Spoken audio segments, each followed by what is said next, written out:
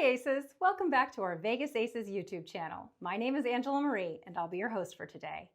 In this video, we'll learn how polished communication and strong guest service separate average supervisors from great ones. But before we get started, I just want to remind you to like, subscribe, and make sure you hit that notification bell so that way you'll always be notified of our latest videos and live streams. Now, on with the show.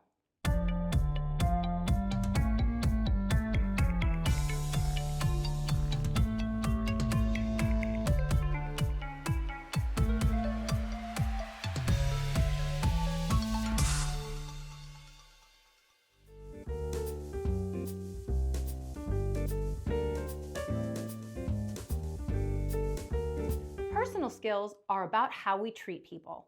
As a supervisor, we're part of the management team. Part of being a great supervisor is learning what to say and how to say it. These skills aren't always black and white, like technical skills are. They're more like 20 shades of gray.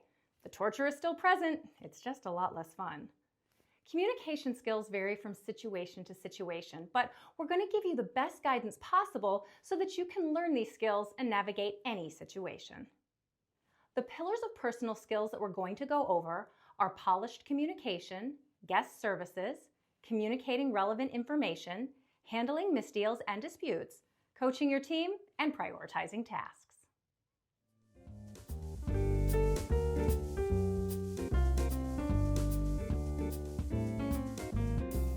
Being a polished communicator is about both what you say and how you say it. It's a verbal skill that will help you project yourself as a knowledgeable leader.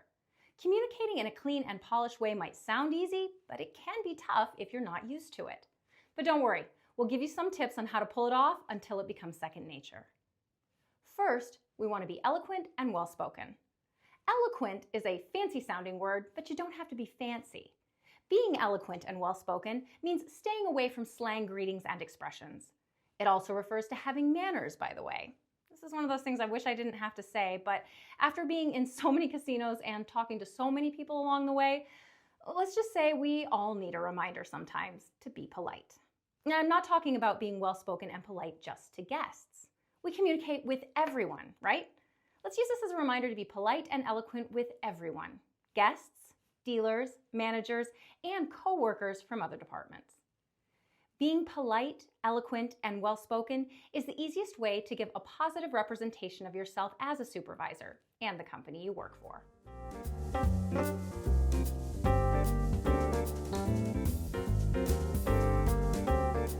Speaking of being polite, let's talk about guest service. Now, like most of our topics, guest service could have its very own training course. As you get into the business, if you haven't already, you'll likely go through plenty of mandatory training courses on guest service. Guest service is the bridge from the company to the guest. Giving top-tier guest service is what builds and cultivates the relationship with the guests and keeps them coming back and telling their friends about what a great time they had with you. Giving great service will likely set you apart and make you a valuable asset to management. In the current climate of the casino business, great guest service is of utmost importance, as many companies are focusing more on service than on technical knowledge. Every guest service interaction should start with a friendly greeting. Whether the guest is approaching your table, section, or just passing by, offer a greeting.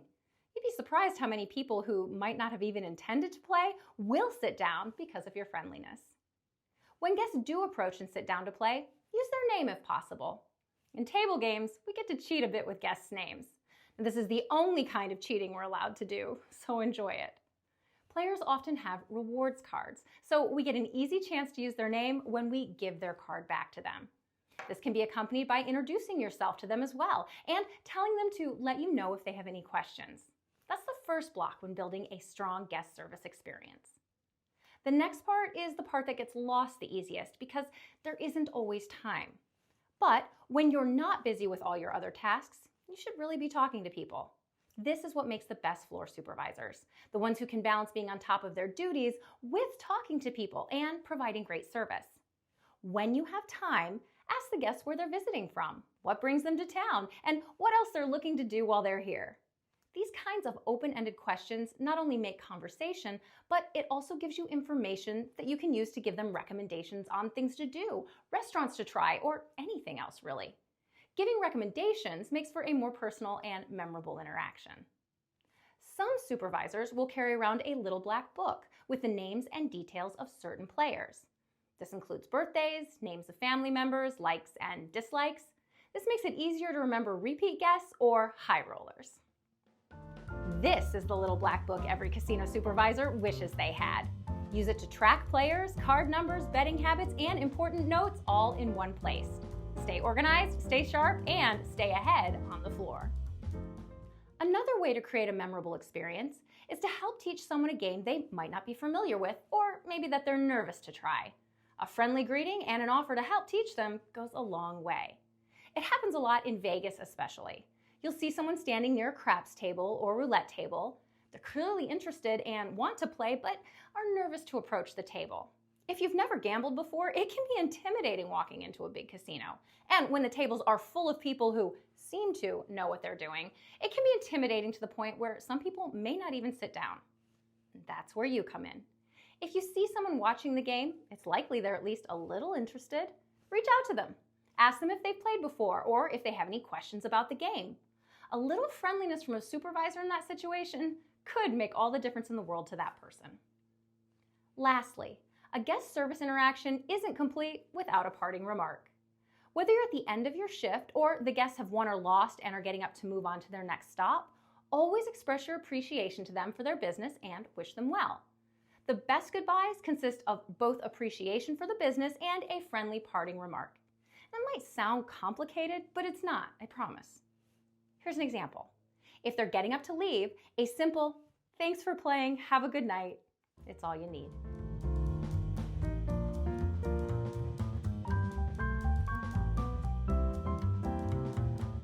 Communicating relevant information is how we keep our whole team informed, so everything can run quickly and efficiently. It's easy to miss something if not all the information is being passed along when it needs to and to the right person. Otherwise, it quickly turns into a game of telephone where everyone is confidently wrong at the same time. There will be a lot of key information that you'll need to pass along to the appropriate coworkers, managers, and sometimes the dealers. We're going to give you some examples of what that information will be and who to pass it along to. First off, the most common time to pass off relevant information is during section turnovers. Whenever the new shift is starting or someone is going on break, the section is turned over from one floor supervisor to the next. When this happens, it's important that the outgoing supervisor communicates all the relevant information to the incoming supervisor about what's happening in the section.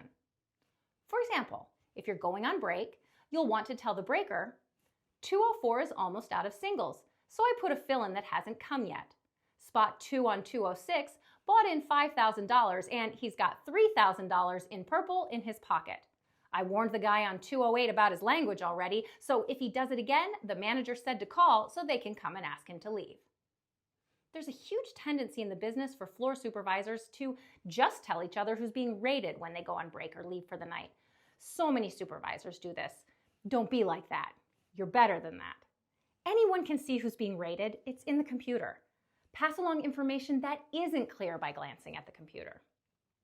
Examples of information that are relevant to pass along include, but are not limited to, significant win or loss, refused names with significant play, missing chips and who has them, weak dealers that may need help or extra attention, players with behavioral issues, and faulty equipment. When there's a significant play or a significant win-loss, that's according to your casino.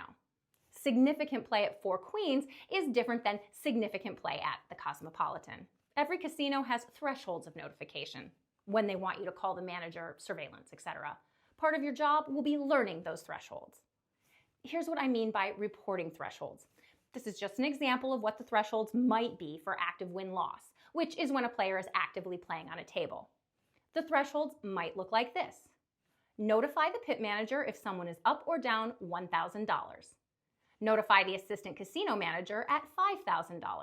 The casino manager at $10,000, the table games director at $25,000, and the general manager at $50,000. Now, you may not be directly responsible for each of these steps. It's just an example of what the thresholds might be. But you will be responsible for at least the first few steps, so it's important to learn wherever you work what these thresholds are. because managers don't like it when they're not aware of something that happens over that line. They'll come right over to you and ask why you didn't call. They'll probably be more concerned with the lack of call than the event itself. Like, the event isn't a big deal, but the lack of the phone call is a felony punishable by paperwork. That's management for you. You've been warned. What small guest service habits make the biggest impact on whether players feel valued? Let us know what you think in the comments so we can share our knowledge with other floor supervisors. Anyway, that does it for today's show. Thank you so much, Aces, for joining me today. And in the next video, you'll learn how coaching dealers respectfully and prioritizing tasks correctly are core leadership skills for successful floor supervisors. Just a quick reminder, Vegas Aces is supported by viewers like you. Donations make it possible for all of these videos to be brought to you for free. If you think this video is worth more than $0, then please donate the amount you feel it is worth by clicking the link in the description below. Do you want to see our content 5 days early? Subscribe to us on Patreon, where we give our patrons exclusive early access and coach new dealers on how to get into the industry. The folks on the screen right now are our Patreon producers. Every single name is a person in the world who supports this channel, so we can keep going. And we're so grateful to them that they've allowed us to go on this really remarkable journey. Thanks, everybody, for being a part of this. If you can't afford to financially support us, then help us update our World Toke Board. This shows the toke numbers for casino dealers around the world. But we can't update these numbers if people don't contribute them. You can anonymously send us your toke numbers via our toke line or by emailing heather@vegas-aces.com. Also, if you liked what you saw, please like and subscribe. Our business also helps casino game inventors with developing your game, bringing your idea to fruition and onto the casino floor. If you have a casino game you want to develop, email us. You can find a link to our email in the description below. And if you're looking for even more content, check out our other videos here on the screen. We also offer free courses, flashcards, dealer instruction manuals, the world's first toke board, and so much more, all on our website, vegas-aces.com. You can find all of these links in the description below. Until next time, stay lucky, Aces.